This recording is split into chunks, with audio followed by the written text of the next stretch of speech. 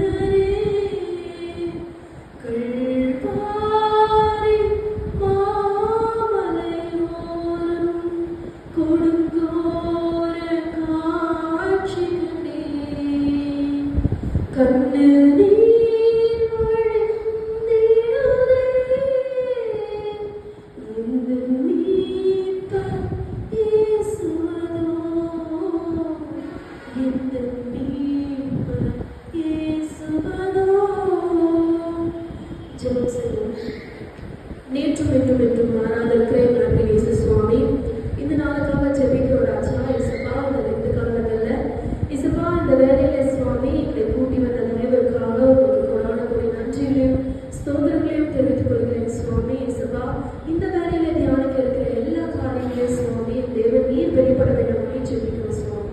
என்னையே தாழ்த்தி ஒப்புக்கொள்கிறேன் சுவாமி. நீர் பெருகவும் நான் சிறுகவும் வேண்டிக் கொள்கிறேன். இயேசு உங்களுக்கு என் நலவை தரும். இந்த வெள்ளிக்கிழமை தியானத்திற்காக கொடுக்கப்பட்ட தலைப்பு தியத்திரா சபை. தியத்திரா சபை, தீமைக்கு இடம் கொடாதே. இந்த தலைப்பு. வேத பகுதி வெளிப்படுத்தின விசேஷம் 2ஆம் அதிகாரம் வசனங்கள் 18 முதல் 29 வரை. இந்த உபவாச காலத்துல நமக்கு முதலிருந்து பார்த்தோம் என்று சொன்னால் 7 சபைகளை குறித்து தியானித்து கொண்டு வருகிறோம். இது 4வது சபை. முதலாவது எபேசு சபை. இது அன்பில் குறைவுபட்ட சபையாக காணப்பட்டது. 2வது சிர்மினா சபை. இது பாடுகளை சகித்த சபையாக காணப்படுகிறது. 3வது பெர்கமு சபை. இது கள்ள உபதேசத்தை பற்றினாலும் விசுவாசத்தை காத்து கொண்ட சபையாக இருந்தது. 4வது இப்பொழுது நாம் பார்க்க போவது தியத்திரா சபை. இது கள்ள தீர்க்கதரிசியை கொண்ட சபையாக இருக்கிறது. அதாவது அடுத்த வாரங்கள்ல சந்தை சபை, பில்தேமியா சபை, லவோதிகா சபை என்று நாம் பார்க்க இருக்கிறோம். இப்பொழுது இந்த தியத்திரா பட்டணம், இந்த தியத்திரா பட்டணம் என்று சொல்கின்ற போது இது வியாபாரத்திற்கு சிறந்த ஒரு இடமாக இருக்கிறது. என்ன வியாபாரம் என்று கேட்கின்ற போது ரத்தாம்பரம் வியாபாரத்திற்கு பெயர் பெற்றது. துணி சாயமிடுவது அது ஒரு தொழிலாக செய்து கொண்டு வந்தனர். முதலாவது ஊதா சாயம். இது ஒரு ஊதா சாயத்திற்கு புகழ்பெற்ற ஒரு இடமாக இருக்கிறது. இதை சுற்றி பார்க்கின்ற போது இந்த சாயம் எப்படி எடுக்கப்படுது என்றால் மெடரூட் என்ற ஒரு வேர் இருக்கிறது. அந்த வேரிலிருந்து தான் இந்த ஊதா சாயத்தை வந்து அந்த மக்கள் எடுத்து பயன்படுத்தி கொண்டு தன் தொழிலாகவே அவர்கள் பின்பற்றி வந்து கொண்டிருக்கிறார்கள். இதிலே தொழிற்சங்கம்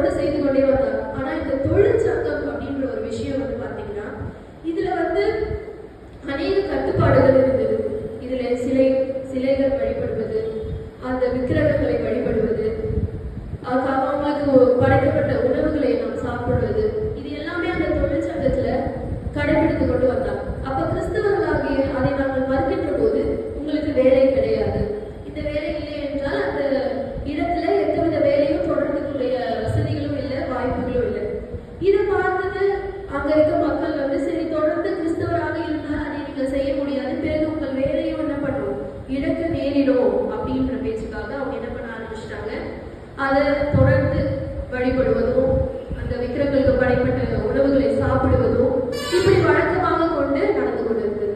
இந்த ஏழு சபை என்று நான் சிந்திக்கின்ற போது 7 அப்படி என்பது வந்து பைபிள்ல அநேக விஷயங்கள்ல 7 என்று சொல்லப்படுகிறது.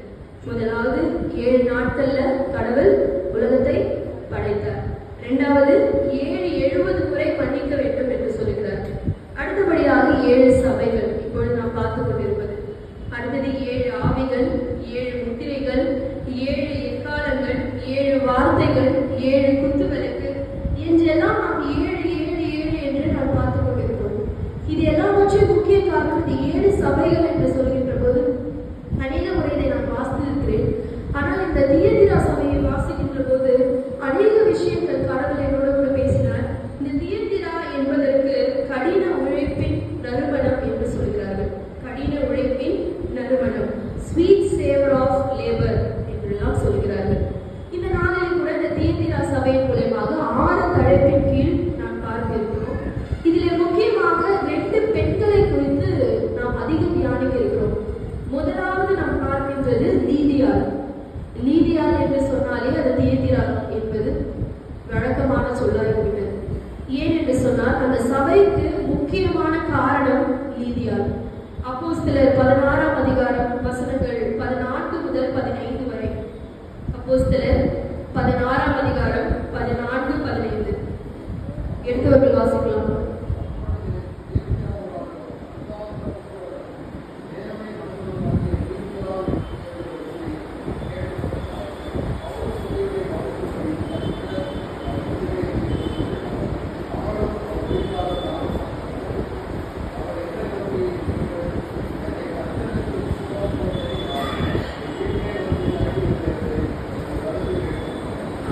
இந்த லீதியாள் அப்படின்றவர் பவுலோட பிரசங்கத்தை கேட்டு கர்த்தர் அவருடைய இருதயத்தை திறந்தார். திறந்ததன் மூலமாக அவரோட குடும்பமாக ஞானஸ்தானம் பெற்றார்கள். லீதியாள் என்று சொன்னாலே அவரது வீடு தியதிரப்பட்டிருந்தார். அவர் ஊதா நிற விற்பனையாளர். முன்னாடியே நான் சொன்னது போல அந்த ஊதா நிற விற்பனை செய்கிறவர்கள்லாம் அங்க பெரும்பான்மையாக இருப்பார்கள். பவுலின் பிரசங்கம் கேட்டு மாற்றப்பட்டதாக குறிப்பிடப்படுகிறது. அப்போஸ்தலர் 16ஆம் அதிகாரம் முழுமையாக நாம் வாசிப்போம் என்று சொன்னால் அதுல பவுல் பிரசங்கத்தை கேட்டு மனம் மாறிய ஒரு நபர் தான் யாருன்னு பாத்தீங்கன்னா லீதியாள். இந்த தியதிரா சபையை தொடங்குவதற்கு பொறுப்பானவர்களாகவும் இருந்தார். அவதான் வந்து என்ன பண்றா அப்படின்னா தியதிரா அப்படின்னு சொல்லும் போதே வந்து யாருன்னு பாத்தீங்கன்னா லீதியாள் அப்படின்னு நம்ம சொல்லலாம். அடுத்தபடியாக தான் இப்ப மெயின் கேரக்டர் யாருன்னு பாத்தீங்கன்னா இந்த எசபேல். எசபேலை குறித்து நாம் அதிக காரியங்கள் பேசியிருக்கிறோம். அதை வந்து தவறை சுட்டி காட்டுதல் என்ற தலைப்பின் கீழாக நம்ம அவளை குறித்து பார்க்கலாம். அது மட்டும் இல்லாமல் இந்த தியதிரா நீளமான ஒரு கடிதம் என்று சொல்லப்படுகிறது. முதலாவது நான் சொல்லிய அந்த 6 தலைப்புகளில் முதலாவது தலைப்பு கடவுளின் பண்பு, the character of Jesus Christ. the character of Jesus Christ அப்படின்னு சொல்லும் போது கடவுள் வெளிப்படுத்தின விசேஷம் 2ஆம் அதிகாரம் 18ஆம் வசனத்துல அக்கினி ஜுவாலை போன்ற கண்களும், அவர் வந்து முதல் முறையாக அவரை வெளிப்படுத்துகின்ற போது அக்கினி ஜுவாலை போன்ற கண்களும் பிரகாசமான வெண்கலம் போன்ற பாதங்களும் தேவகுமாரன் சொல்லுகிறதாவது அப்படி என்று சொல்கிறார். தேவகுமாரன் என்று சொல்கின்ற போது இந்த இடத்துல அவரை அடையாளம் காட்டுகிறார். நான் தான் அந்த தேவகுமாரன், நான் இப்படிப்பட்ட ரூபங்களிலே இப்படிப்பட்ட கேரக்டர் மூலமாக நான் வெளிப்பட போகிறேன் என்பதை அவர் சொல்கிறார். அது அவருடைய மேசியா என்ற நாமமாக கூட இருக்கலாம். அது மட்டும் இல்லாமல் முன்பு இருந்த சபைகளை பார்க்கின்ற போது நான் தேவகுமாரன் என்று அவர் எந்த இடத்துலையுமே சொல்லவே இல்லை. இந்த சபையில மட்டும்தான் முதல் முறையாக பயன்படுத்தப்பட்ட இடம் இந்த சபைகளிலே தேவகுமாரன் இந்த தியதிரா சபைகள் என்றார்.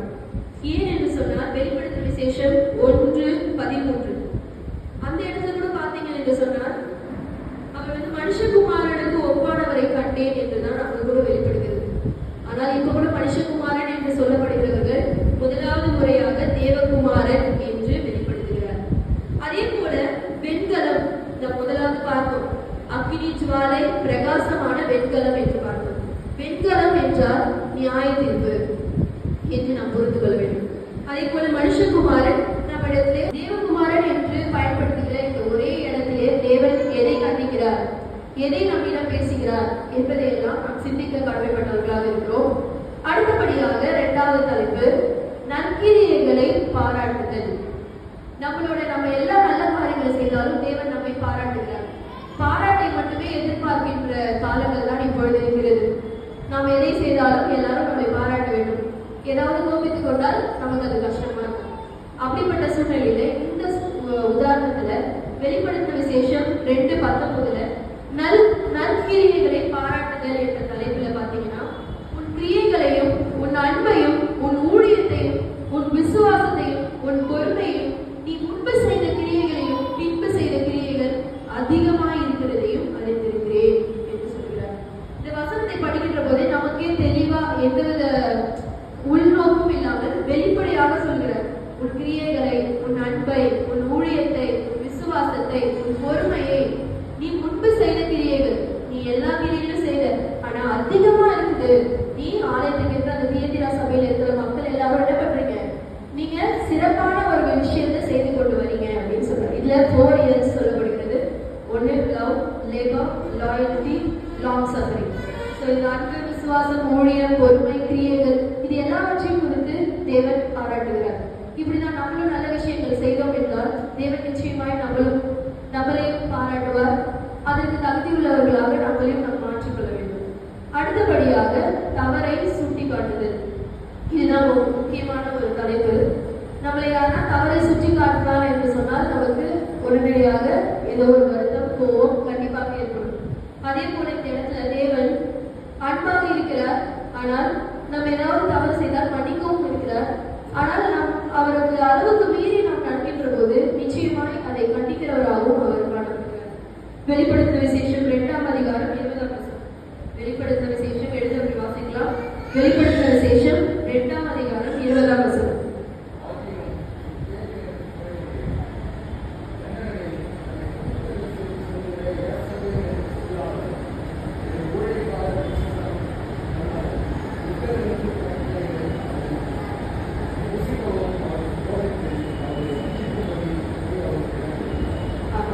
இதுல பாத்தீங்க என்று சொன்னா, தீர்க்கதரிசி தன்னையே அவன் என்ன பண்ணிக்கிறான், நான் ஒரு தீர்க்கதரிசி.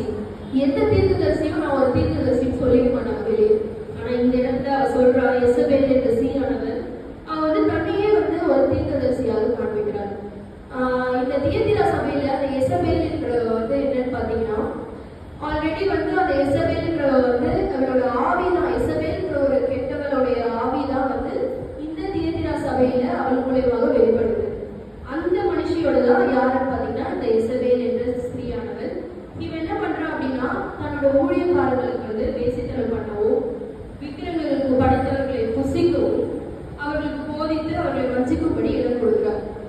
நம்ம கடவுள் எப்பவுமே சொல்றது என்ன அப்படின்னா, நீங்க எந்தவித சிலை வழிபாடுகளும் என்ன பண்ணக்கூடாது, எந்த ஒரு விக்கிரகத்தையும் நீ என்ன பண்ணக்கூடாது, வணங்கவும் கூடாது, சேவிக்கவும் கூடாது அப்படின்னு சொல்லியிருக்காரு. ஆனா இந்த இடத்துல அவ ஊழியக்காரர்களை என்ன பண்றா, நீ வேசித்தனம் பண்ணு, விக்கிரகங்களுக்கு படைச்சதை நீ சாப்பிடு என்றெல்லாம் அவ சொல்லிக்கிறார். அடுத்த வருஷத்திலே பார்த்தீங்கன்னா, அவன் மனம் திரும்பும்படியாய் அவளுக்கு தவணை கொடுத்தேன், தன் வேசி மாதத்தை விட்டு மனம் திரும்ப அவளுக்கு விரும்பவில்லை. கடவுள் அந்த இடத்துல என்ன பண்றாரு, நீ தப்பு பண்ணிட்ட, ஆனாலும் உனக்கு ஒரு சான்ஸ் கொடுக்குற, நீ மனம் திரும்பு, நீ தவறான வழிகளில் போதிக்கிற கள்ள தீர்க்கதரிசியா இருக்கிற, ஆனாலும் ஒரு மனம் திரும்பதற்காக ஒரு வாய்ப்பை கொடுக்கிறார். ஆனா அந்த இடத்துலயும் அவ என்ன பண்ணிடுறா, ரெஃப்யூஸ் பண்ணிட்டு அவளோட வழியை அவ கடந்து போய் கொண்டே இருக்கிறார். இந்த எசபேல் மிகவும் ஒரு திறமையானவர்களாக இந்த இடத்துல காட்டிக் கொள்கிறார். நான் ஒரு தீர்க்கதரிசி, உண்மையான கிறிஸ்தவர்களை எப்படி வழி தவறி நடந்து செய்வது. இப்ப உலக பிரகாரமா நம்ம பார்க்கணும் என்று சொன்னால் அநேக காரியங்கள் இப்பொழுது கூட நம்ம பள்ளியில வேலை செய்கின்ற போது கிறிஸ்துவ நிறுவனத்துல வேலை செய்தால் அதற்கு எந்த பிரச்சனையும் இல்லை. ஆனால் மற்ற மதத்துல நம்ம வேலை செய்கின்ற போது அங்க இருக்கிற எல்லா வித சடங்குகள், சம்பிரதாயங்கள் எல்லாவற்றையும் நம்ம ஒரு ஆசிரியராகவும் சரி, இல்ல வேற ஏதாவது பணியாளர்களா இருந்தாலும் சரி, அவங்களோட முகஸ்துதிக்காக நம்ம என்ன பண்ணுகிறோம், நம்மளே அந்த இடத்துல தாழ்த்தி கொண்டு அந்த இடத்துல போய் நம்ம நிற்கிறோம். ஆனாலும் தேவன் என்ன சொல்லுகிறார், அந்த இடத்துல போய் நிற்கிறதும் அவங்க கொடுக்குற அந்த விக்கிரங்களுக்கு படைக்கப்பட்ட உணவுகளை சாப்பிடுவதும் மிகவும் தவறு என்று சொல்கிறார். நானும் 3 பள்ளியில நான் வேலை செய்திருக்கிறேன். அந்த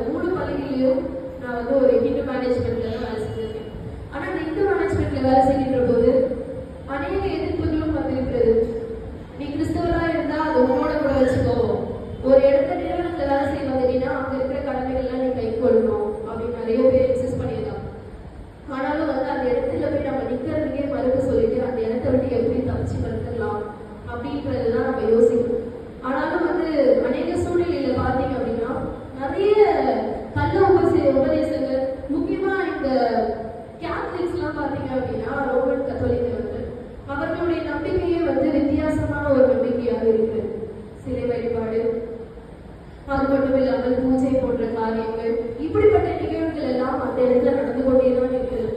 இன்னும் கூட இன்னைக்கு மார்னிங் கூட ஒரு மேம் பார்த்தாங்க, அந்த பள்ளியில வந்து எக்ஸாம் அனுப்புறாங்க. அவங்க ஒரு கிறிஸ்தவர் கையில வந்து அந்த விபூதியை வந்து கையில வச்சிருக்காங்க. வச்சுட்டு அதை வந்து என்ன பண்றாங்க அப்படின்னா, God bless you, all the best அப்படின்னு சொல்லிட்டு அந்த பிள்ளைகளுக்கு தேர்த்தி விட்டு அனுப்புகிறார். இது வல்லவா விசுவாசம்? இதுவா கடவுளை எதிர்பார்க்கிறார்? வேதாகமத்துல அவங்க பார்க்கும்போது நான் அவங்க கிட்ட போய் பேசணும்னு எதிர்பார்க்கிறேன்.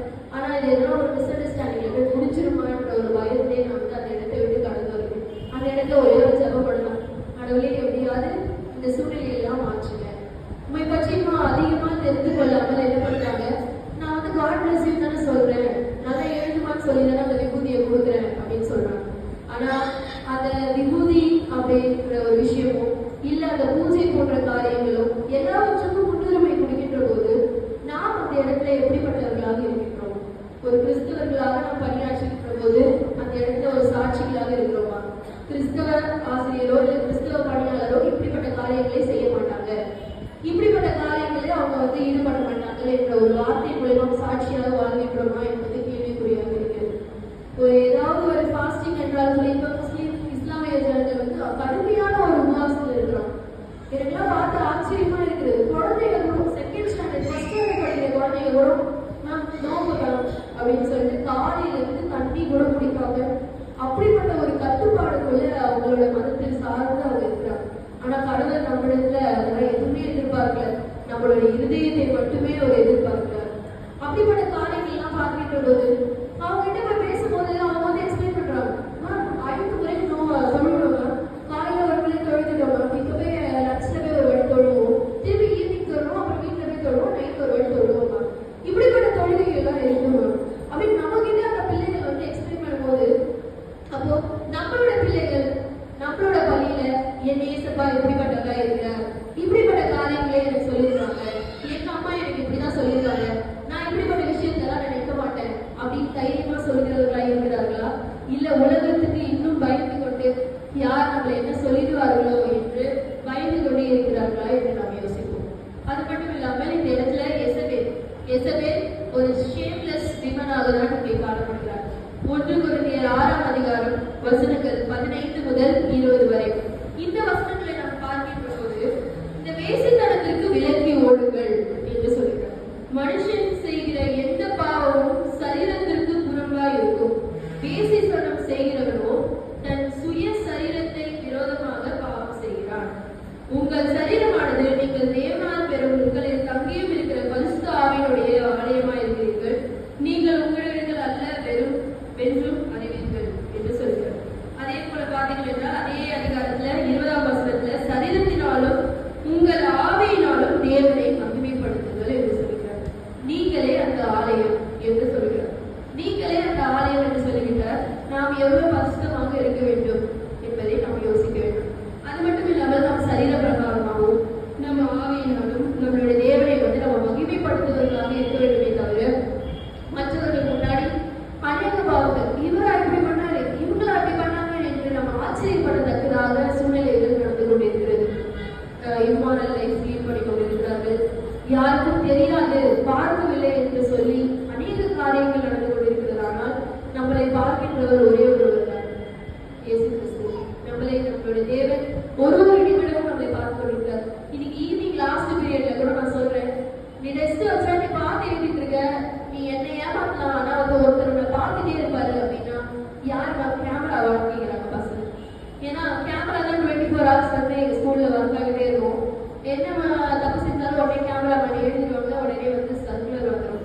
ஸோ அப்போ கேமரான்ற ஒரு விஷயத்தை விட பெரியவர்கள் யாருன்னு பார்த்தீங்கன்னா நம்மளோட கடவுள். அவங்களுடைய பார்வைக்கு நம்மளால தப்பவே முடியாது. அது இந்த இடத்துல நான் வந்து நினைவுபடுத்துகிறேன். அது மட்டும் இல்லாமல் நியாய தீர்ப்பு தேவனுடைய வீட்டிலே துவக்க காலமாய் இருக்கிறது என்று 1 பேதுரு 4:17 அந்த வசனங்களை நாம் பார்க்கின்ற போது தேவனுடைய சுவிசேஷத்திற்கு கீழ்ப்படியாதவர்களின் முடிவு என்னமாய் இருக்கும் என்று சொல்கிறார். நாம் தேவனுடைய சுவிசேஷத்திற்கு கீழ்ப்படியில என்று சொன்னால் நம்மளுடைய முடிவு என்னமாய் இருக்கும் என்று நாம் சிந்தித்து பார்க்க கடமைப்பட்டவர்களாக இருக்கும். அதே போல இந்த 1 ராஜாக்கள் 16ஆம் அதிகாரம் 33ஆம் வசனம். 1 ராஜாக்கள் 16ஆம் அதிகாரம் 3ஆம் வசனம். ஆகாப் விக்கிரக தோப்பை வைத்து இஸ்ரவேலின் தேவனாகிய கர்த்தருக்கு கோபம் உண்டாக்கும்படி தனக்கு முன்னிருந்த இஸ்ரவேல் ராஜாக்கள் எல்லாம் செய்ததை பார்க்கிலும் அதிகமாய் செய்வான் என்று சொல்கிறார். இந்த விஷயத்துல பாத்தீங்கன்னா இந்த எசபேல்ன்றவர் வந்து முதலாவது வந்து நான் முன்னாடி சொன்னது போல அவரோட ஆவிதான் இங்க செயல்படுதுன்னு சொன்னேன். ஆனா இந்த எசபேல்ன்றவர் யாருன்னு பாத்தீங்கன்னா இந்த ஆகாப் அவரோட மனைவி தான் யாருன்னு பாத்தீங்கன்னா இந்த எசபேல். இந்த வந்து இந்த தியத்திரா சபை வந்து ஒரு வஞ்சிக்கப்பட்ட ஒரு சபையா இருக்கிறது. தவறான போதனைகளை ஏற்றுக்கொண்ட சபையாக இருக்கிறது. சாத்தான் ஆழங்களுக்கு உள்ள போன சபையா இருக்கிறது. விக்கிரகங்களுக்கு இடம் கொடுத்த சபையாக இருக்கிறது. அது மட்டும் இல்லாமல் நான் முன்னாடி சொன்னது போல எசபேல் தன்னை தானே தீர்க்கதரிசி என்று சொல்லிக் கொண்டார். இப்படிப்பட்ட காரியங்கள் மூலம் இந்த பாகால் சிலை வணங்குறது, இந்த விக்கிரகங்கள் இதெல்லாம் பார்க்கின்ற போது கடவுள் இதை அறவே வெறுக்கிறார் என்பதை நாம் இந்த இடத்துல பார்க்கிறோம். அது மட்டும் இல்லாமல் இப்பொழுது எல்லாம் ட்ரெண்டிங்கா இருப்பது என்ன என்று சொன்னால், நம்ம கிறிஸ்தவர்களாக பிறந்திருப்போம், நாம் அதற்கும் ஞானஸ்தானம் பெற்றிருப்போம், நம்மளுடைய சிலுவையின் அடையாளத்தை நெற்றிலும் மார்பிலும் பெற்றுக்கொள் என்று ஞானஸ்தானத்தின் போது சொல்லியிருப்பாங்க. ஆனா நம்மளுடைய வாழ்க்கையில வருகின்ற போது, ஒரு ஸ்டேஜ் தாண்டுகின்ற போது, நம்ம திருமண வாழ்க்கையிலும் சரி, நாம் வழி விலகி போகிற ஒரு சூழ்நிலை ஏற்படுகிறது. உதாரணத்துக்கு ஒருவர் எனக்கு ஞாபகம் வருகிறது. அவங்க வந்து என்ன பண்ணாங்க அப்படின்னு பாத்தீங்கன்னா, வேற மதத்துல இருக்கிறவங்கள ஒருத்தவங்களை திருமணம் செய்து கொண்டாங்க. ஆனா திருமணம் செய்து கொண்டு அவரையும் நம்ம இந்த சபையில சேர்த்து கொண்டு வரப்பாங்க என்றுதான் நாம யோசிச்சோம். ஆனா திருமணத்தின் போது ஞானஸ்தானம் பெற்று அவரையும் சபையில சேர்த்து கொண்டார்கள். அந்த நாள் மட்டுமே அவர் வந்தார் அந்த சபைக்கு, திருமண நாள் அன்னைக்கு. அதுக்கப்புறம் அவர் வரவும் இல்லை. ஆனா அந்த அவங்களும் என்ன பண்றாங்க அப்படின்னா வாரம் வாரம் சபைக்கு வருகிறாங்க. ஆனா சபைகளை முடித்து வீடு திரும்பும் போது பாத்தீங்கன்னா அழகா வந்து அவங்க ஹஸ்பண்டோட சார்ந்து அந்த கோவிலுக்கு சென்று அந்த பூஜைகளை கலந்து கொள்வது, அவங்களுடைய பிரகாரங்கள்ல என்னென்ன சடங்குகள் இருக்கிறதோ அந்த சடங்குகள் எல்லாவற்றையும் கைப்பற்றுவது, இப்படிப்பட்ட காரியங்களை செய்து திரும்பி வந்து ராமோஜனம் கலந்து கொண்டுருவாங்க. திரும்பி அவங்க அசோசியேட் போயிட்டு இருக்காங்க. இவங்களை பார்க்கின்ற போது அநேக காரியங்களும் நான் யோசிப்பேன். என்னன்னா அது இப்படிப்பட்ட கடவுள் சொல்லியிருக்காரு, அனலும் மிஞ்சி குளிரும் மிஞ்சி இருந்தா நான் என்ன பண்ணுவேன், வாந்தி பண்ணி போடுவேன்னு சொல்லியிருக்காரு. ஆனா இப்படிப்பட்ட சூழ்நிலையில் இருக்கின்ற போது நமக்குள்ளேயே ஒரு பயமாக இருக்கிறது. இவங்க தெரிஞ்சு பண்றாங்களா இல்ல தெரியாம பண்றாங்களா என்று நாம யோசிக்கிறோம். கடவுள் என்ன சொல்றாரு, நீ எந்த வித விக்கிரத்தையும் வணங்கக்கூடாது. இதை பார்க்கின்ற போதுதான் ஓ கடவுள் இப்படிப்பட்ட காரியம்லாம் சொல்றாரு, ஆனா எவ்வளவு தைரியமா இப்படிலாம் பண்றாங்க அப்படின்னு நான் யோசிக்கிறேன். இப்படிப்பட்ட காரியங்கள் எல்லாம் நம்ம விட்டு நாம் தேவன் நாம் சிறுவயது முதல் ஞானஸ்தானத்தின் மூலமாக நாம் கிறிஸ்துவுடன் இருந்திருக்கிறோம். இப்படிப்பட்ட காரியங்களை எந்த சூழ்நிலையிலும் எந்தவித கட்டாயம் நமக்கு நேரிட்டாலும் அப்படிப்பட்ட வேலையே போனா கூட என்ன பண்ணக்கூடாது, கவலையே படக்கூடாது. இப்படி இன்னொரு வேலை இல்லைன்னா அடுத்த வேலை இருக்கு அப்படின்னு சொல்லிட்டு மூவ் ஆன் பண்ணி வந்துடணும் அப்படின்றதுதான் நான் யோசிக்கிறேன். இப்படிப்பட்ட காரியங்கள் எல்லாம் கடவுள் விரும்புகிறார். அதே போல இந்த விக்கிரகத்தின் ஆவி 1 கொரிந்தியர் 10ஆம் அதிகாரம் 19ஆம் வசனம். 1 கொரிந்தியர் 10ஆம் அதிகாரம் 19ஆம் வசனம். விக்கிரகத்துக்கு படைக்கப்பட்ட பொருள் என்றும் நான் சொல்கிறேனோ, நீங்கள் பேய்களோட ஐக்கியமாய் இருக்க எனக்கு மனதில்லை என்று சொல்கிறார். இந்த மாதிரி விஷயங்களை நான் விரும்பவே இல்லை, எனக்கு மனசே இல்லை நீங்க எல்லாம் பண்றது அப்படின்றத கடவுள் திட்டவட்டமாக சொல்கிறார். அது மட்டும் இல்லாமல் 10 கட்டளை, யாத்திராகமம் 20ஆம் அதிகாரம் 3ஆம் வசனம் 4, 5. யாத்திராகமம் 20, 3, 4, 5.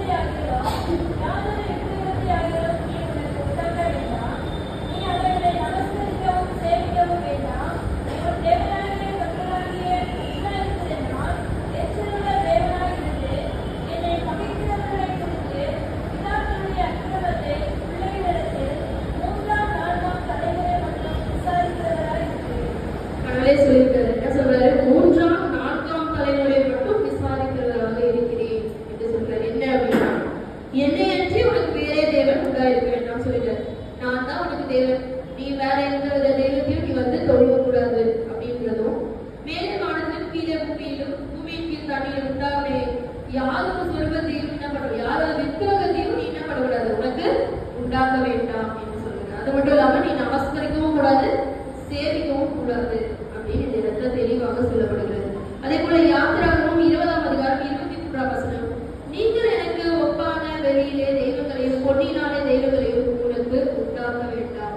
நீ எந்த ஒரு சிலை வழிபாடே எனக்கு பிடிக்காது, எனக்கு சிலை வழிபாடுன்ற ஒரு விஷயத்த வந்து நான் உடன்படல அப்படின்றத இந்த இடத்துல வந்து தெளிவாக எடுத்துரைக்கிறார். சிலை வழிபாடு நாம் இப்பொழுது கூட நம்மளோட பிலிப்ஸ் என்னன்னு பாத்தீங்கன்னா, இன்னும் வந்து நம்ம வந்து நம்பன்றதை விட நான் முன்னாடியே சொன்னது போல அந்த ரோமன் கத்தோலிக்கர்கள் வந்து இந்த சிலை வழிபாடுன்றது அவங்களிடத்துல வந்து பெரும்பான்மையாக காணப்படுது. நம்மளுக்கு இன்னும் வந்து என்ன பண்ணிக்கிட்டு இருக்கிறோம், சில இடத்துல வந்து நேரம் காலம் இப்படிப்பட்ட நாள் இப்படி எல்லாம் நம்ம வந்து என்ன பண்ணிக்கிட்டு இருக்கிறோம், யோசித்து கொண்டுதான் இருக்கிறோம். ஆனால் இப்படிப்பட்ட விஷயங்கள் எல்லாம் கடவுள் எதிர்பார்க்கவே இல்லை. இந்த எசபேல் என்ன பண்றா அப்படின்னு பாத்தீங்கன்னா, பயத்தின் ஆவியை கொடுப்பாள். நம்ம இடத்துல சும்மாவே நமக்கு பயமா இருந்துச்சுன்னா நம்மளால எதுவுமே செய்ய முடியாது. ஆனா இந்த பயத்தின் ஆவியை வந்து வெளியேற்றுவதுதான் யாருன்னு பாத்தீங்கன்னா இயேசு கிறிஸ்து அப்படின்னு சொல்றாங்க. கள்ள தீர்க்கதரிசிக்கு எச்சரிக்கையாய் நீங்கள் என்று உணர்த்துகிறார். கள்ள தீர்க்கதரிசனம், கள்ள போதனைகள், இப்படிப்பட்ட விஷயங்கள் அநேக சூழ்நிலையில இன்னைக்கு மாறி கூட ஒரு நாள் எங்கிட்ட கேட்கிறாங்க, நீங்க எந்த நீங்க என்ன சர்ச்சுக்கு போறீங்க, நீங்க யாருமா, பெந்தெகோஸ்தேவா இல்ல வந்து கேத்தலிக்ஸா, இப்படிப்பட்ட கேள்விகள் கேட்கின்ற போது நம்மிடத்திலே இத்தனை பிரிவினைகள் இருக்கிறது. ரோமன் கத்தோலிக்கர் என்று சொல்கிறார்கள், அப்புறம் பெந்தெகோஸ்தே, இப்படி எல்லாம் சபைகள் மட்டுமே இருக்கிறதே தவிர அநேக சபைகள் பாத்தீங்கன்னா ஒரே கோட்பாடு பைபிள் மட்டும் தான் நம்ம சார்ந்து வாழணும். சபைகளாக பிரிந்து இருந்தாலும் ஆனாலும் என்ன பண்றோம், வேதாகமும் ஒன்றுதான். ஒரு சபைக்கு ஒரு வேதாகமும் கிடையாது, ஒரே வேதாகமத்தை தான் எல்லாரும் பின்பற்றணும். அப்படி இருக்கிற பட்சத்துல நம்ம பைபிள்ல என்ன சொல்லப்படுகிறதோ அதை மட்டும் பின்பற்றினா போதும். இந்த இடத்துல இந்த வித பரிகாரம் செஞ்சா இப்படிப்பட்ட நன்மைகள் நடக்குதா அப்படின்னு போறாங்க. சில பேர் வந்து இந்த மலைகளுக்கு சென்றால், இந்த கோவிலுக்கு சென்றால், இல்ல இந்த இடத்துல பிரார்த்தனை நடக்கிற பிரேயருக்கு போய் அட்டெண்ட் பண்ணிட்டு வர்றதோ, இல்ல வந்து அந்த இடத்துல பிரேயர் நம்ம விசுவாசத்தை ஜெபிக்கின்றதோ அது வேற விஷயம். ஆனால் இந்த இடத்துக்கு போனால் அது நல்லது நடக்கும், இப்படிப்பட்ட காரியங்கள் நாம் செய்தால் இப்படிப்பட்ட நன்மைகள் நடக்கும் என்று அநேக கள்ள போதனைகள் இருக்கிறது. அப்படிப்பட்டவர்களுக்கு நாம் விலகி இருக்க வேண்டும். அது மட்டும் இல்லாமல் 3 யோவான் 1:2 இப்படிப்பட்ட வசனங்களை பாத்தீங்கன்னா, பிரியமானவரே, உன் ஆழ்த்துமா வாழ்வது போல நீ எல்லாவற்றிலும் வாழ்ந்து சுகமாய் இருக்கும்படி வேண்டுகிறேன் என்று சொல்கிறோம். நம்ம எல்லாவற்றிலும் வாழ்ந்து நம்ம சுகமா இருக்கணும் அப்படின்றதான் என்ன பண்றாரு, கடவுள் எதிர்பார்க்கிறார்.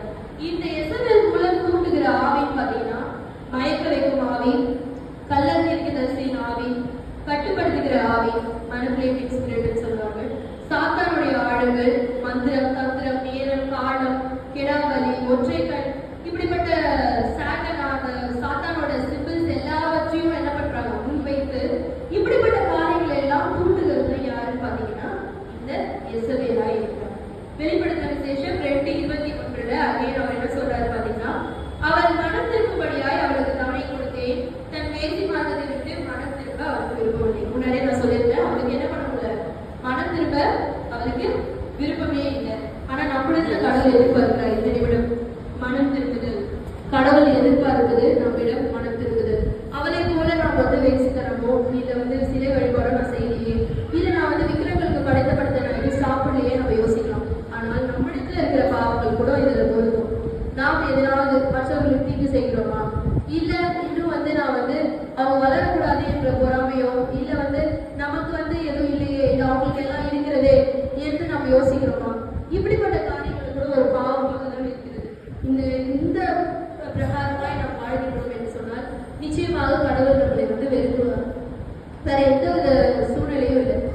இந்த சூழ்நிலையில வந்து மனம் திரும்புதல், இந்த லெந்து காலங்கள் ஒரு காலங்களையும் நம்ம வந்து என்ன பண்றோம், 40 நாள் லெந்து காலங்கள் வருகின்றது. நாமளும் இருக்கிறோம், குட் ஃப்ரைடே அட்டெண்ட் பண்றோம், ஈஸ்டர் போறோம், திரும்பி ஆசைச்சு போயிடுறோம், திரும்பி அடுத்த லெந்து காலங்கள் வந்து கொண்டிருக்கிறது. ஆனால் இந்த இடத்துல நம்மளை பார்த்து சொல்கிறார் மனம் திரும்புதல். இந்த புதுசாதிகளுக்கு மத்தியில என்ன பண்றோம், நம்ம வந்து சாட்சியாக வாழ்றோம் அப்படின்னு சொல்றாரு. அதே போல இந்த முக்கியமான ஒரு 3 விஷயங்கள் இதை பார்த்துட்டு அடுத்த தலைப்பு பிள்ளாடி நம்ம போய்விடலாம்.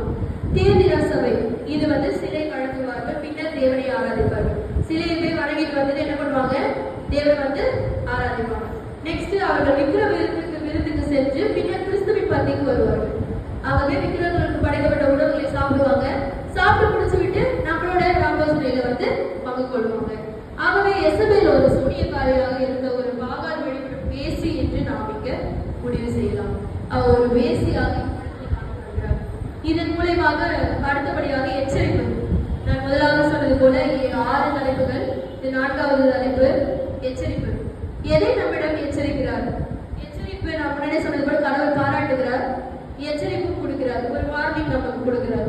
என்னன்னு பாத்தீங்கன்னா வெளிப்படுத்தின விசேஷம் 2ஆம் அதிகாரம் 22, 23.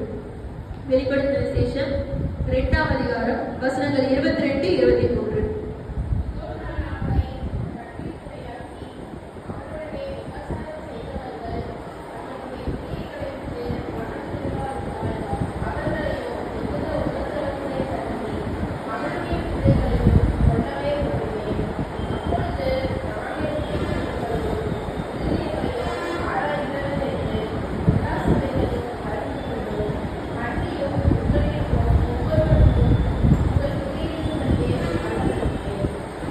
இந்த இடத்துல 3 தண்டனைகள் சொல்லப்படுகிறது. முதலாவது கட்டில் கிடையாக்கி, இரண்டாவது பாத்தீங்க அப்படின்னா மிகுந்த உபத்திரவத்திலே தள்ளிவிடுவேன், உங்கள் பிள்ளைகளை கொல்லவே கொள்ளுவேன் என்று சொல்லுகிறார்.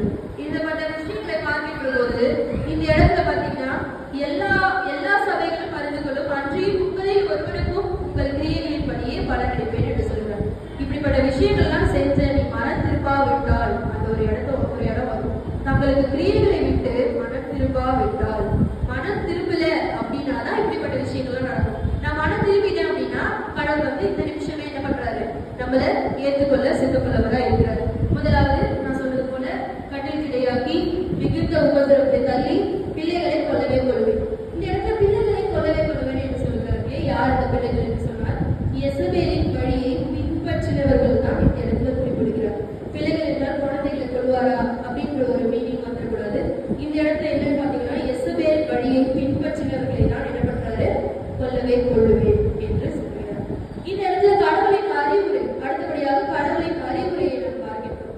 இது வந்து வெளிப்படுத்தின விசேஷம் 2ஆம் அதிகாரம் 24, 25. இந்த வசனங்களை பார்க்கின்ற போது தியத்திராவிலே இந்த போதகத்தை பற்றி கொள்ளாமலும் சாத்தானுடைய ஆழங்கள் என்று அவர்கள் சொல்கிறார்களே, அந்த ஆழங்களை அழித்துக் கொள்ளாமல் இருக்கிற மற்றவர்களாகிய உங்களுக்கு நான் சொல்கிறதாவது. இப்ப என்ன சொல்றாருன்னா, நீ தப்பு பண்ண அப்படின்னா இப்படிப்பட்ட தண்டனை. இந்த இடத்துல எப்படி சொல்றாருன்னா, அந்த ஆழங்களை அறிந்து கொள்ளாம இருக்க பத்தியா, நீ உண்மையா கடவுளை சேர்த்து எந்தவித விக்கிரங்களை தொழுகாம, எந்தவித விக்கிரங்களுக்கு கடத்தப்படுத்த சாப்பிடாம, எந்தவித பாவமும் செய்யாம இருக்கிற உனக்கு நான் என்ன பண்ணேன் அப்படின்னா, மற்றவங்களுக்கு நான் சொல்கிறதாவது, உங்கள் மேல் வேறொரு பாரத்தையும் சுமத்த மாட்டேன். அப்படிப்பட்ட நிகழ்வுகளை சொல்றாரு. உனக்கு நான் வந்து வேற எந்த பாரத்தையும் சுமத்த மாட்டேன். நீ வந்து இந்த மாதிரி காரியங்களை வந்து என்ன பண்ற அப்படின்னா, நான் வரும் அளவு பற்றி கொண்டிருங்கள் அப்படின்னு சொல்றாரு. சாத்தானுடைய ஆழங்கள்னா எல்லாரோட பாவங்களும் அதுக்குள்ள வந்துடும். சாத்தான் தான் நம்மள வந்து என்ன பண்றான் அப்படின்னா, பாவத்தை தூண்டுகிறவனாகவும் இருக்கிறான். நீ இதை செய் அப்படின்னு நம்ம செய்யாதுன்னு ஒரு பயம் நமக்குள்ள இருக்கும். ஆனா பரவாயில்ல, செய் பாத்துக்கலாம், நம்ம கடத்தான் பண்ணிக்கிறவராச்சே அப்படின்னு சொல்லிட்டு நம்ம என்ன பண்ணிடுவோம், அந்த இடத்த விட்டு சாத்தானுடைய ஆழங்களுக்குள்ள நம்ம போயிட்டு அப்புறமேட்டா நம்மளுக்கு தெரிஞ்ச உடனே என்ன பண்ணுவோம், திருப்பி மறுபடியும் கடவுள்கிட்டே வந்துடும். இப்படிப்பட்டலாம் இருக்கக்கூடாது அப்படின்னு சொல்லிட்டு, நீ உண்மையாக நீ பற்றி கொண்டு இருந்த அப்படின்னா கடவுள் அடுத்த வசனங்களே சொல்றாரு. என்ன சொல்றாருன்னா, உனக்கு ஒரு வாக்குத்தத்தத்தை கொடுக்குறாரு. என்னன்னா வெளிப்படுத்தின விசேஷம் 2ஆம் அதிகாரம் 26, 27, 28.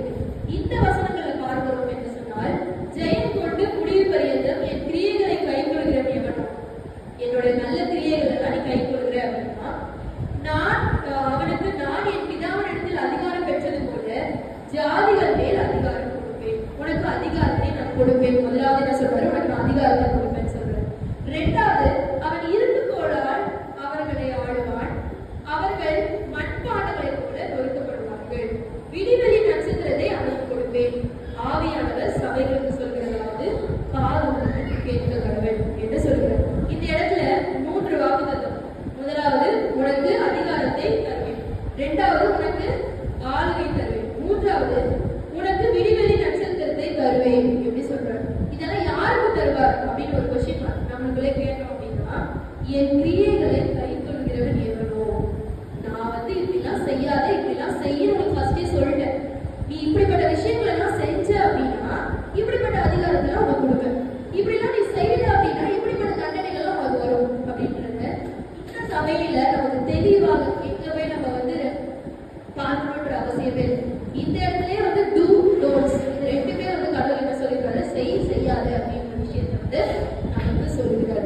இது மட்டும் இல்லாமல் நம்ம முன்னாடியே பார்த்தது போல அந்த எச்சரிப்புல வந்து உள்ள கிரியைகளை அப்படின்ற ஒரு வார்த்தை வந்து நம்ம மென்ஷன் பண்ணிருக்கோம். என்னன்னு பாத்தீங்கன்னா வெளிப்படுத்தல் செஷன் 2:23 தான் என்ன பண்ணிருப்போம், உள்ளந்திரியங்களையும் சொல்லியிருக்கோம். அது மட்டும் இல்லாம இந்த எரேமியா 17:10 அதிகாரம் 10 இதுல எழுத வாசிக்கலாம். எரேமியா 17:10.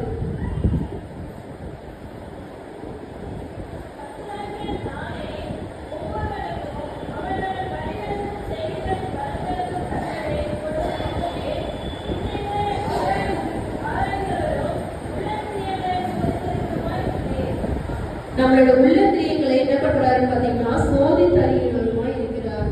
நம்ம உள்ளந்திரியங்களை அவர் என்ன பண்றாரு, பார்த்துட்டே இருக்கிறாரு. நம்மளோட அவர் அறிந்திருக்கிறாரு. உடைய இருதயத்தை சோதித்து அறிகிற நீதி உள்ள நியாயாதிபதியே என்று அடுத்த வசனங்கள் வருது. எரேமியா 11:20 பாத்தீங்கன்னா உள்ளந்திரியங்களையும் இருதயத்தையும் சோதிக்கிற நீதி உள்ள நியாயாதிபதியே, நீ அவர்களுக்கு நீதியை சரிக்கிறது பார்ப்பேனோ, என் வழக்கை உங்களுக்கு வெளிப்படுத்தி விட்டேன் என்றெல்லாம் சொல்லுகிறார்.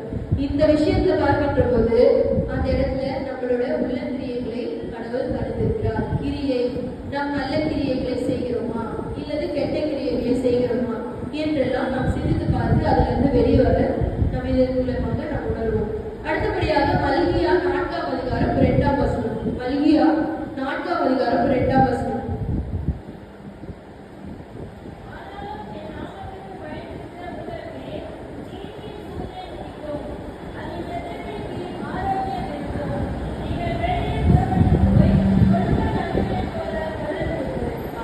அவர் என்ன சொல்றாருன்னா, என் நாமத்துக்கு பயந்திருக்கிற உங்கள் மேல் பயம். நிச்சயமா கடவுள் பார்க்கிறார் அப்படின்ற ஒரு பயம் நமக்குள்ள இருக்கணும் அப்படின்றது இந்த இடத்துல காமிக்கணும். அது மட்டும் இல்லாம உங்க மேல் நீதியின் சூரியன் உதிக்கும், அதன் செட்டைகளின் கீழ் ஆரோக்கியம் இருக்கும். நிச்சயமாக இருக்கும். நீங்கள் வெளியே புறப்பட்டு போய் கொழுத்து கட்டுகள் போல வளர்வீர்கள். நீ என்னோட நாமம் தெரிந்தப்பட்டிருந்து நீ எனக்கு பயந்த அப்படின்னா, நீ எந்த தவறுக்கும் ஈடுபடல அப்படின்னா, நிச்சயமாக நான் உன்னை பாதுகாப்பேன், உன்னை வளர்ப்பேன், உனக்கான அதிகாரத்தை கொடுப்பேன் என்றெல்லாம் வாக்கு கொடுக்கிறார். இது விடுவெளி நட்சத்திரமாக இருக்கிறார் என்று சொல்கிறார். விடுவெளி என்பது இருள் நீக்கி வெளிச்சம் உண்டாகுவதற்கு ஒரு அறிகுறியாக இருந்தபடியால் உனக்கு ஜெயத்தை கொடுப்பேன் என்று கூறுகிறார். இந்த விடுவெளியை போல நம்ம வைப்பேன் அப்படின்னு சொல்கிறார். இப்படிப்பட்ட காரியங்கள் மூலம் மனம் திரும்பாவிட்டால், இப்ப நம்ம மனம் திரும்பல, உபத்திரவங்களை அனுபவிப்பேன் என்று கிரியைகளுக்கு ஏற்ற பலன் அளிப்பேன், உன்னோட கிரியைகளுக்கு பலன் அளிப்பேன், என்ன தப்பு செஞ்சியோ உனக்கான பலன் கண்டிப்பா இருக்கும் என்று கூட எச்சரிக்கிறார், வார்னிங் கொடுக்கிறாரு. நாம இப்படிப்பட்ட நன்மையான காரியங்களை செய்வேன்னு வாக்கு கொடுக்கிறாரு. இப்படிப்பட்ட காரியங்களை நம்ம சொல்லுறது செய்யக்கூடாது அப்படின்றத நம்ம இந்த இடத்துல உணர்த்துக்கிறார். சத்தியத்தை நடப்பவர்களே முடிவு பரியந்தம் நிலை நிற்குமாறு ஆலோசனையும் கூறுகிறார். இந்த சத்தியத்தை மட்டும் நீ பின்பற்று, யாரோட பேச்சும் கேட்காது. வேதாகம், இந்த வேதத்துல என்ன சொல்லப்படுகிறதோ அதை நீ ஃபாலோ பண்ணு. நீ ஏன் பயப்படுற? கள்ள தீர்க்கதரிசிகளுக்கு ஏன் பயப்படுற? இல்ல கள்ள போதனைகளுக்கு ஏன் பயப்படுற? நான் உங்களுக்கு என்ன கொடுத்துருக்கேன், இந்த வேதாகமத்தை கொடுத்துருக்கேன். நீ அதை படிக்கின்ற போது சில காரியங்கள் புரியல அப்படின்னா அதை என்ன கேளு, நான் யார் மூலமாச்சும் உனக்கு வெளிப்படுத்துவேன், இல்லை அப்படின்னா உன்னோட கூட நான் பேசுவேன் அப்படின்னு சொல்றேன். அதாவது எச்சரிக்கை மூலம் பொய் தீர்க்கதரிசி பொய்யான இறையியல் கோட்பாடுகளுக்கு எச்சரிக்கையாக இருக்க வேண்டும். பாவங்களுக்கு ஈடுபடுவதில் நம்ம எச்சரிக்கையாக இருக்க வேண்டும். நாம் தெரிந்து செய்யறதும் தெரியாமல் செய்யறதும் பாவம். நீ தெரிந்து செஞ்சாலும் அது பாவம் தான், தெரியாமல் செய்தாலும் அது பாவம். அப்படின்றது போல நான் ஒரு பாவம் தான் சாமி செஞ்சிருக்கேன், அவன் நிறைய பாவம் செஞ்சிருக்கான், அவனுக்கும் தண்டனை எனக்கும் தண்டனையா அப்படின்னா எல்லாருக்கும் ஒரே தண்டனை தான். என்ன தண்டனைன்னு அவர் சொல்லிடுறாரு. ஸோ அப்படிப்பட்ட விஷயங்களை நம்ம கை கொள்ளணும். இதன் மூலமா இந்த இடத்துல ஒரே ஒரு சாட்சி மட்டும் பகிர்ந்து கொண்டு நான் முடித்திருக்கிறேன். இதுல என்னன்னு பாத்தீங்கன்னா, அந்த ஒரு புதிய பள்ளிக்கு நான் பணியாற்ற ஒரு 3 மாதமாக போய் கொண்டிருக்கிறேன். அந்த இடத்துல ஒரு கூட பண்ற ஒரு பொலி, அவங்க சிறு வயது முதல் ஒரு இந்து பாரம்பரிய மிக்க ஒரு குடும்பத்துல பிறந்து, குடும்பமாக அவங்க அப்பா இல்லை, அவங்களோட தங்கச்சியும் 10th படிக்கிறாங்க. அந்த ஸ்கூல்ல அவங்க பணியாற்றுறாங்க. என்னை விட வயதிற்குரியவர்கள் தான். ஆனா அவங்க பணியாற்றிருக்கிற போது அவங்க ஹிந்து மரபுல வந்தவங்க தான்.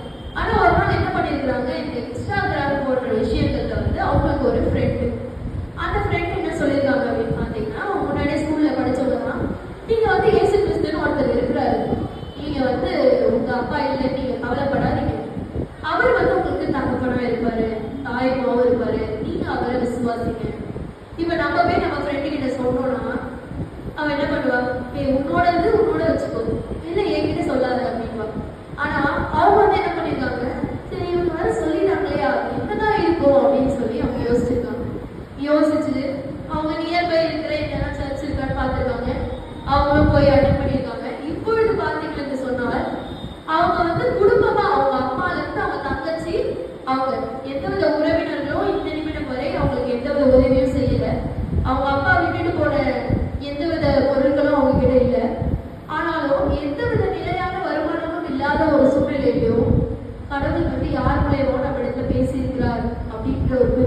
குறிக்கோளை வைத்துக்கொண்டு அவங்க வந்து சர்ச்சுக்கு போயிருக்காங்க. இப்பொழுது பார்த்தீங்கன்னு சொன்னால் அவங்க அம்மாவும் சர்ச்சுக்கு போறாங்க, அவங்க பாப்பாவும் சர்ச்சுக்கு போறாங்க, அவங்களும் சர்ச்சுக்கு போறாங்க.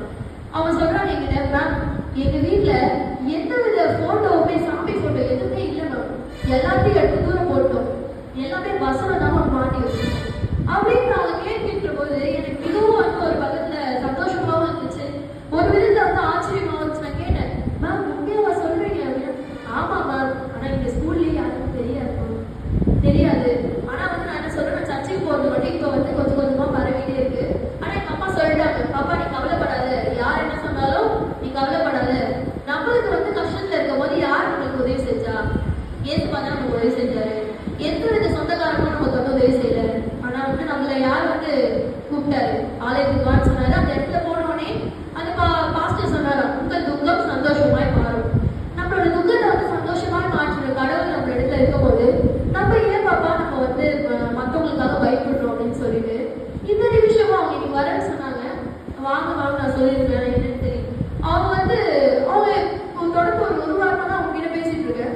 அவ்வளோ ஒரு வார்த்தை, மேம் நீ வேணா ப்ரேயர் பண்ணுங்க. அவங்க என்ன சொல்றாங்க, மேம் நீங்க ப்ரேயர் பண்ணுங்க மேம், கண்டிப்பா கடவுள் வந்து ஒரு சாட்சியா உங்களை நிறுத்துவாரு மேம், நீங்க வந்து விசுவாசமா இருக்க மேம்.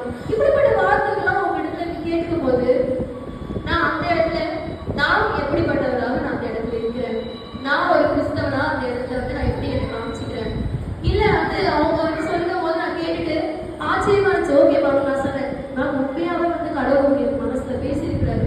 ஏன்னா நீங்க வந்து இது வரைக்கும் வந்து பிறந்ததுல இருந்து என்ன பண்ணிருக்கீங்க, வேற ஒரு தெய்வத்தை வணங்கிருக்கீங்க. இப்போ ரீசெண்டா ஒரு 2 months என்ன பண்றீங்க, சர்ச்சுக்கு போறேன்றீங்க, வசனம் படிக்கிறேன்றீங்க, பைபிள் படிக்கிறேன்னு சொல்றீங்க.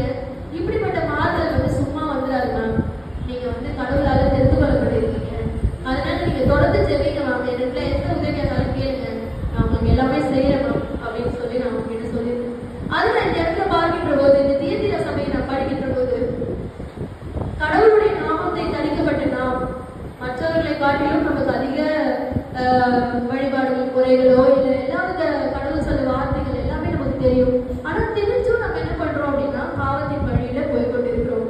ஆனால் அறியாத மக்கள் நம்முடைய உண்மையான தேவன் யார் என்று அவர் நம்முடைய மத்தியில ஓடோடி வரோம். அது மட்டும் இல்லை, நிறைய விசுவாசிகள் உலக பிரகாரமா என் சொந்தக்கார மோச்சமாங்களேன்றதுக்காக இன்னுமே நிறைய பேர் மறைமுகமா கடவுளை வந்து வணங்கி கொண்டு இருக்கிறாங்க. ஆனா அவங்க எல்லாருக்கும் என்ன பண்றோம் அப்படின்னா தேவன் தான் உண்மையான தேவன் அப்படின்னு அவங்க அறிந்து கொண்டு நம்ம இடத்துல வரணும், நம்ம தேவனை அவங்க புரிந்து கொள்ளணும். இப்படிப்பட்ட காரியங்களுக்கு நம்ம உதாரணமாக இருக்கணும். எப்படி என்று சொன்னால் நம்ம பள்ளியில நம்ம வேலை செய்கிற இடத்துல நம்ம சாட்சியாக வாழ வேண்டும். கடைசியாக நம் தேவன் இந்த 2 காலங்கள்ல நம்மிடத்துல எதிர்பார்ப்பது மனம் திரும்ப, நல்ல கனிகளை கொடுக்க, நல்ல கிரியைகளை கடைபிடிக்க, கள்ள தீர்க்கதரிசிகளை நம்பாமல் நம் இருதயத்தை கடவுளுக்கு ஒப்பு கொடுக்குமா, துணிகரமான பாவத்தை விட்டுவிடுங்கள் என்று கடவுள் நம்மிடத்தில் வெளிப்படுத்துகிறார். இப்பொழுது கடவுளிடம் நாம் ஒப்புரவாகவும் ஜெபம் செய்வோம்.